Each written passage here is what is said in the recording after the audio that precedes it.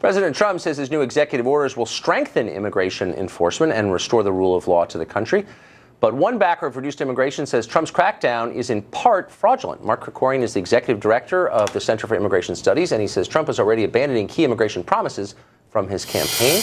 He joins us now. Mark, good to see you. So the left is very upset because they think he's shutting down the borders and it's nativist. You say that's an illusion. He's not doing what he ran on. Well, I wouldn't say fraudulent. That's not a word I'd use. Okay. Incomplete is probably the word. Because the stuff that he released today is actually very good. I mean, he had two executive orders on interior enforcement and border enforcement. That stuff's all good. What hasn't happened is the DACA program, which is an amnesty for illegal immigrants who came as kids. The DREAM Act is what it's called sometimes. Obama couldn't get it through even the Democratic Congress, so he just did it on his own. And it was one of candidate Trump's chief talking points, was to get rid of these unconstitutional executive orders. And maybe he's still going to do it at some point, but it was a very clear, I will immediately cancel these orders.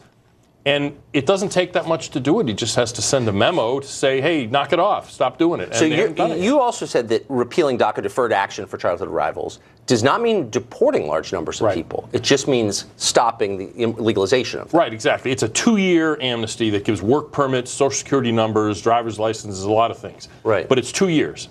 So they need to at least stop renewing them and stop issuing new ones. And yet they're not doing that. How hard would that be? Nothing. You just call up Homeland Security and say, stop processing these. So I think, if I don't have this wrong, that the administration says that's on the way.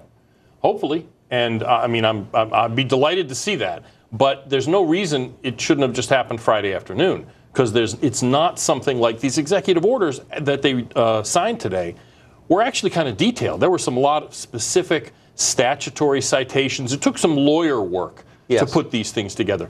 That doesn't take any lawyer work to simply say, suspend processing until further notice. So is DACA the main thing, or are there other things that you're concerned about? DACA is my main concern. Now there may well, again, DACA may be canceled still. It's just that it's taken a while. There's no reason it should have taken this long. Okay.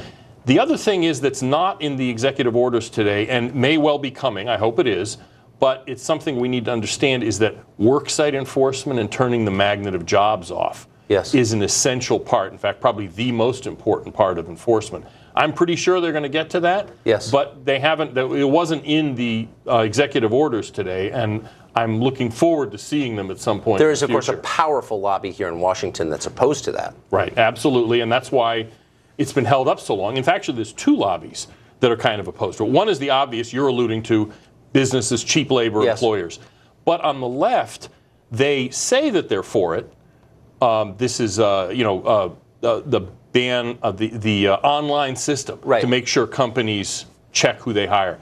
The people on the left say they're for it, but they're actually holding it hostage to amnesty. So they've actually prevented it from going into effect because they want their amnesty. It undercuts wages, but maybe not. Mark, great to see you. Thanks for that. Thank you, Tucker.